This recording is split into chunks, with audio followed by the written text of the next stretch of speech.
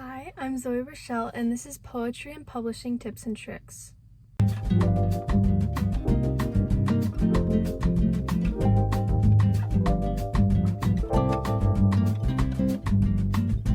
So, just some background on me if you don't know who I am. My name is Zoey Rachelle, like I've already stated, and like my channel says.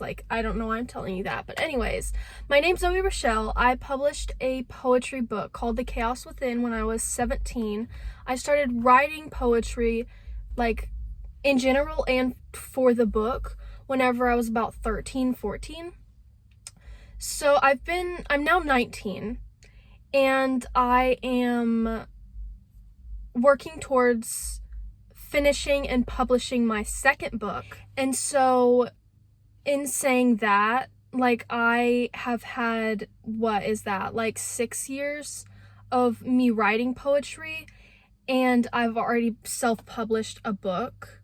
So I guess that's where I'm coming from. That's the credentials or whatever. I've gotten quite a few comments recently about of people who are getting into writing poetry and they want tips from me, or they want to publish a book and they're asking about how I published mine. So this video is kind of going to be about that.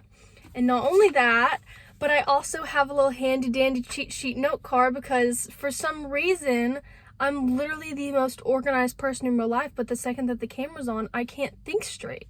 And my brain just goes everywhere. So I got a cheat sheet so I can hopefully get through everything I want to talk about, cover everything, but also stay at least a little bit on track. So yeah.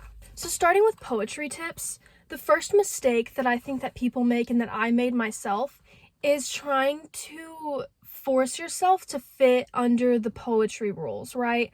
Whenever we learn about poetry in school, we are taught, all these not just rules, but the types of poems, and then we're taught about rhyming, and we're taught about all this stuff. And especially if you wrote poems in school, for assignments or whatever, it was very much structured. It has to look like this, it has to be like this. But whenever you're writing poetry for fun, if you want to do it that way, if that's how your brain works, if that's what you enjoy, that's great. But in my personal experience, in the beginning of me writing poems, I was trying to force myself to fit under some of those rules, I guess. Especially when it came to rhyming, I felt like you had to rhyme in poems for them to sound good. And I should honestly focus more on flow in my poems and make sure it flows well. That's one thing I definitely need to improve on. But I don't feel like you need to pressure yourself to go to follow all these rules and to rhyme and for it to look perfect and be perfect, I guess. In my experience, I don't even know what makes up my poems, honestly. The only thing that I guess makes my poem a poem is that it usually fits on, it just fits on a page or two.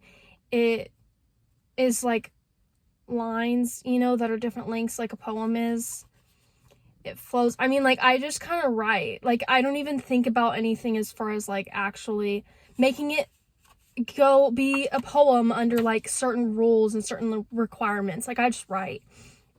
And that's the second tip that I wanted to get into, is that whenever you're writing poetry, along with trying to pressure yourself to fit under these rules, it's very hard for people to write at first, write the poetry.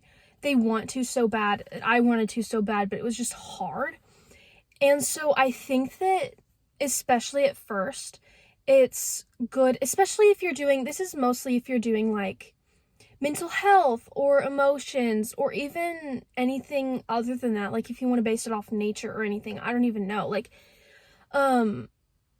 My advice is to treat it kind of like a diary entry or a journal entry. It doesn't have to be emotional. It doesn't have to be anything mental health wise. You can just treat it like a journal entry, and so that will help you kind of get it off your chest, I guess. Very much the best thing you can do is just write.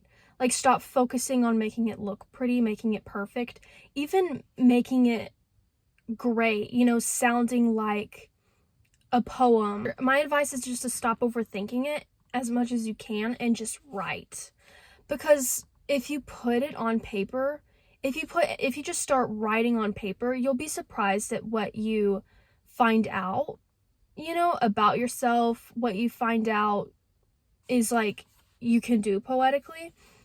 And so just writing it down helps a lot, in my opinion. And then over time, once you get comfortable with writing itself, over time you can, draw inspo, and you can do comparisons, you can do metaphors, and with time that kind of, it kind of comes with time, to be honest, because you develop as a poet over time, obviously. Everyone who writes poetry and anything creative, honestly, like even like art, they're developing over time. Like you get better and better and better as you go on. And so as you're growing and as you're improving, it's a lot more ideas will come to mind, I guess, a lot more comparisons. Like you'll just be sitting in your car or in your room, and all of a sudden you like think of something, like some metaphor connected to some emotion. Like that's how in my experience anyways, which I do go through periods of time where I have writer's block, I guess, and I don't have any ideas. I go through periods where I don't have any ideas at all. But you kind of just fluctuate, and with that, like with writer's block, you'll come back with more of an idea. You might come back with different ideas, like better ideas. You might come back and develop your poetry. So, it's okay to have writer's block every now and then. Like especially if you do have writer's block and you don't know what to write, you maybe don't have motivation to write. I say just give yourself a break. You don't have to, even if it's a hobby that you enjoy, you can give yourself a break and then come back to it later. After you've given yourself a little bit of time, and maybe you'll come back stronger. You never know. I went on a rant there, and I kind of went off track.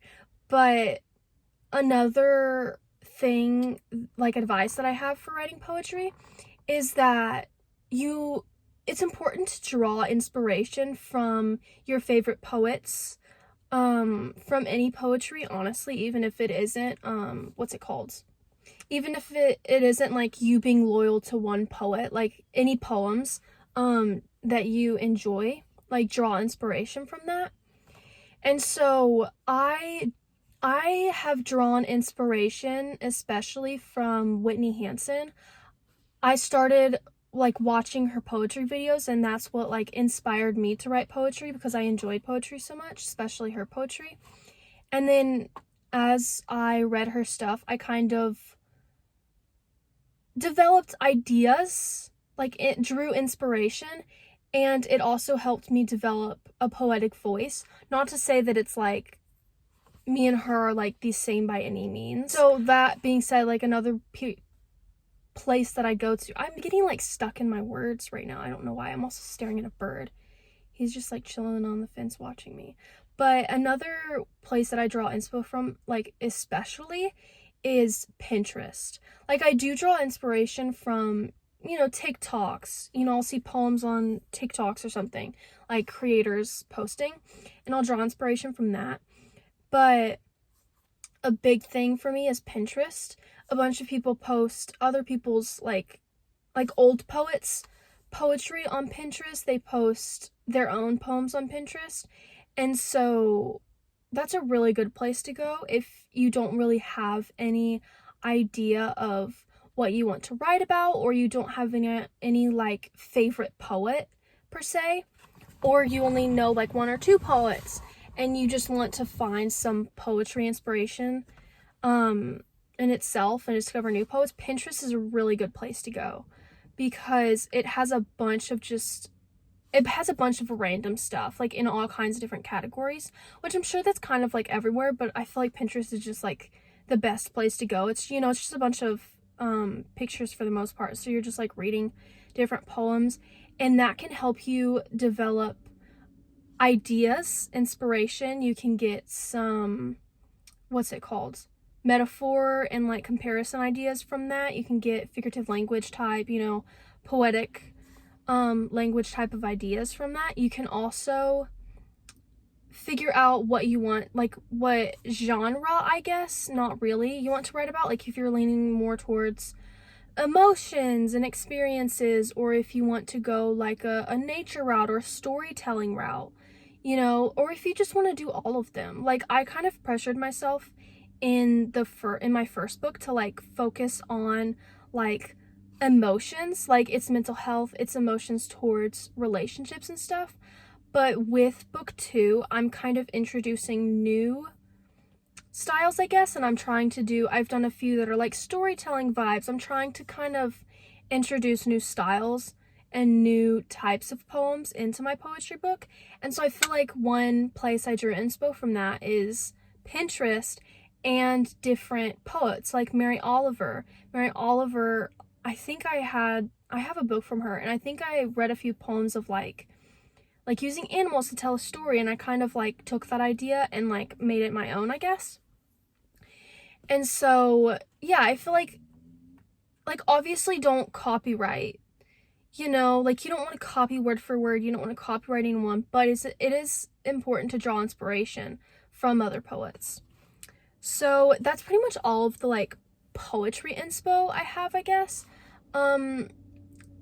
If you take anything from that, I feel like you should just focus less on the rules, focus less on pressuring yourself, and just write and just enjoy yourself and allow your voice and your preferences and stuff to develop over time.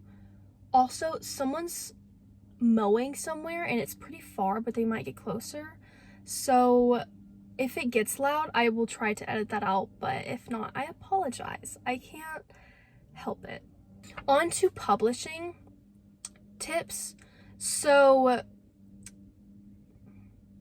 no, before I get to publishing, I want to focus on posting.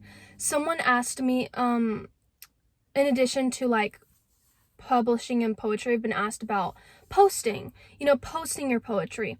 So with posting poetry and videos, I feel like especially at first is it with anything, not even just poetry, like any posting, it's going to feel sort of awkward talking to a camera, especially if you do it in your car because you're just sitting there talking to a camera in public. And so people don't really pay attention, honestly, but like you feel like they do, and you start getting like self-conscious over it if you're that type of person. Like I assume like not everyone's like that, but I feel like that's relatable at the same time. So, it's gonna feel awkward at first. I feel like just time, like give it time and you'll start to feel more comfortable. Also, with you posting yourself, especially if it's like if your voice or your face is in it, like it's going to feel kind of awkward at first, and you might get kind of self-conscious because you're just like hearing yourself and seeing yourself constantly, like all the time, as you're like editing videos and you're making videos and you're posting. But honestly, I feel like more than making me insecure, it's made me more confident. I don't know if that's a universal experience or if that's just like a me thing, but it has in the long run made me more confident. I was kind of sort of like a little insecure at first, with like the quality of my videos and me being in the videos and like who's gonna see this type of thing, but over time I just kind of stopped caring, and I allowed it to like set me free, I guess you could say. And so it's going to feel weird at first, and you might get self-conscious, you might get a little insecure at first, but at least in my experience, like it builds confidence over time. Like I've definitely grown more confident, like not only in myself, but like in my everyday life because of it. So yeah, if you're hesitant about posting, my advice is just do it. Like, you have nothing to lose. You can take the videos down and take your account down if you want to later. And then as you start to get, a little bit of attention, you might start getting hate comments. And honestly, my advice is just don't interact with them. Don't focus on them. If you can see, like if it's a paragraph and you can see that it's hate, just ignore it. Don't even read it. Because it doesn't really matter. Like at the end of the day, the people who are leaving hate comments are literally just people behind a screen. Like, they wouldn't, like, nine times out of 10, these people wouldn't even say it to your face. Like, they don't mean it. They're just expressing something within themselves. They're expressing their own emotions, their own, like, anger. Maybe they're insecure and they're taking out their insecurities on you, which isn't right. But whenever people hate on you, it's not a reflection of you at all. It's a reflection of them. And so I would just ignore it and then focus on the positive comments, because, like, I have gotten a lot of comments of people telling me they appreciate my poetry and they hope that I keep on sharing it and they relate. And that is what kind of powers me to keep writing, because even if you don't feel successful, I guess, compared to a lot of other people, especially after you've published your poetry and, like, published books in general,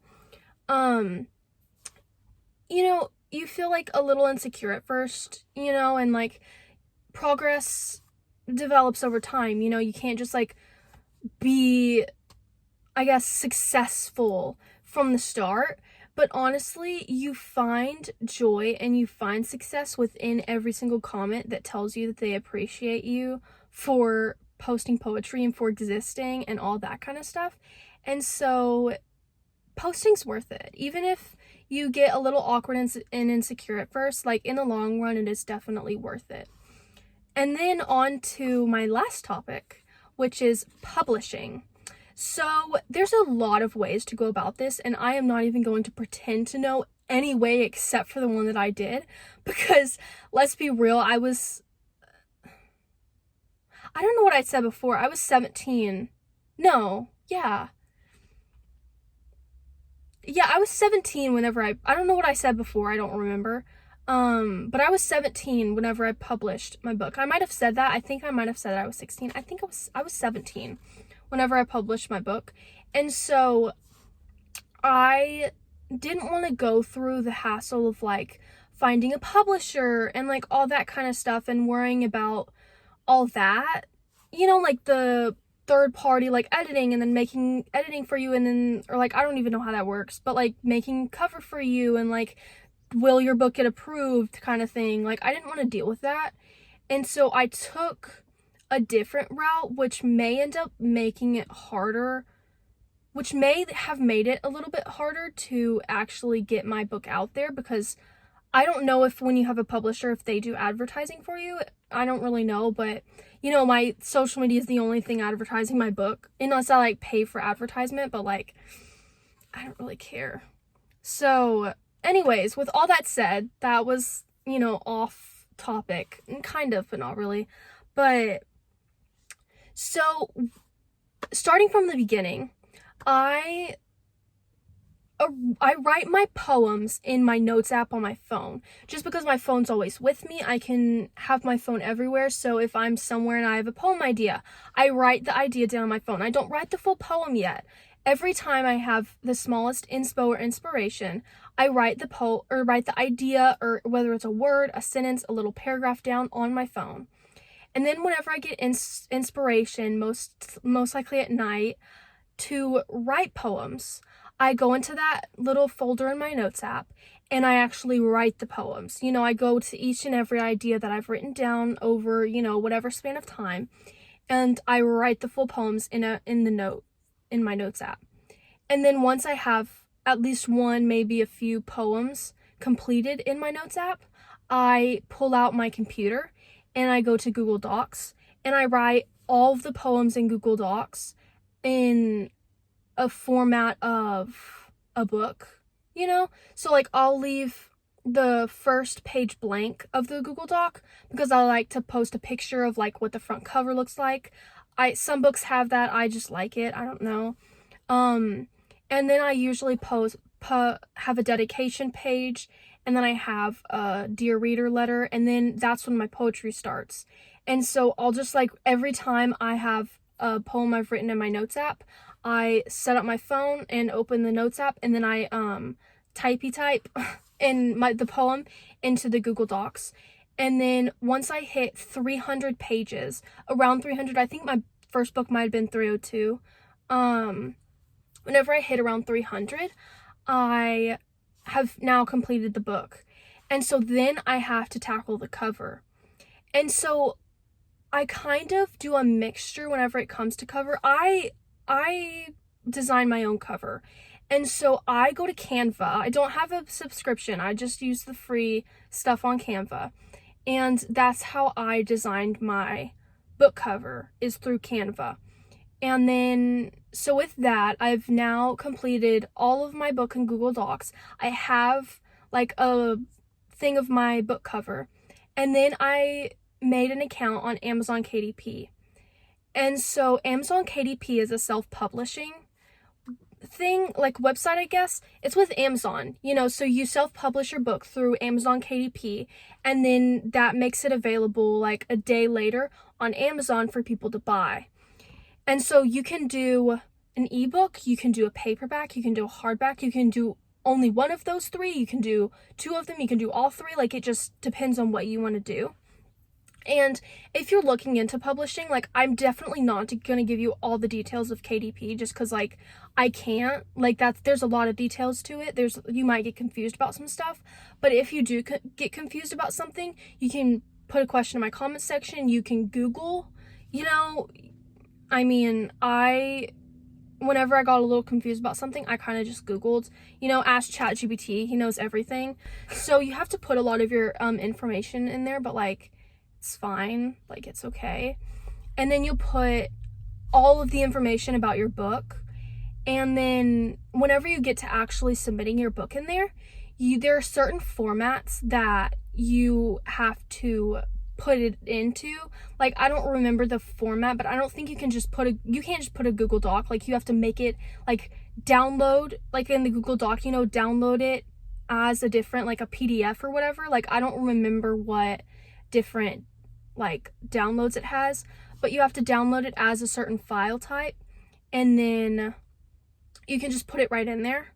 And then as far as your book goes, you have the picture of the front cover, and then there's this thing, I forgot what it was called.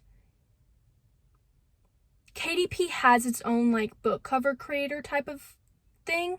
And so if you go through that, like, there'll be links to it and information about it as you're filling your book and information and stuff out. And so if you go to that and you put your picture on the front cover, and then you just kind of, like, design your book from there, or you can look up, like, it'll have another link, you can look up the different dimensions of the book cover for, like, the back page, the spine, and then the front page has to be, like, these dimensions. And so if you do that, you can do it yourself, figure out how to do it yourself, because it gives you a guide in Canva. And that all sounds complicated, but honestly, as you go through the process, you just go through each step and you figure it out as you go, and it's not that hard or complicated. I mean, it is a little, like, confusing, but it doesn't take long to figure out.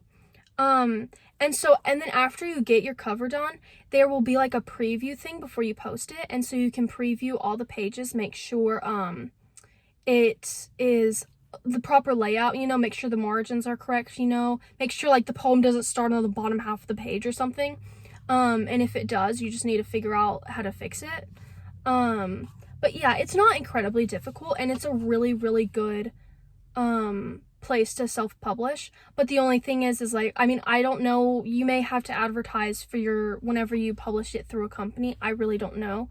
But whenever you do publish it on KDP, if you want people to buy it, which if you're publishing your book, I assume that you want people to buy it and to look at it, you'll probably have to promote it yourself, which you don't have to show your face, you don't have to show your voice to promote it. You can just take pictures of your book and draw inspiration from other creators who are faceless, and post your book, post your poetry in any way that you want to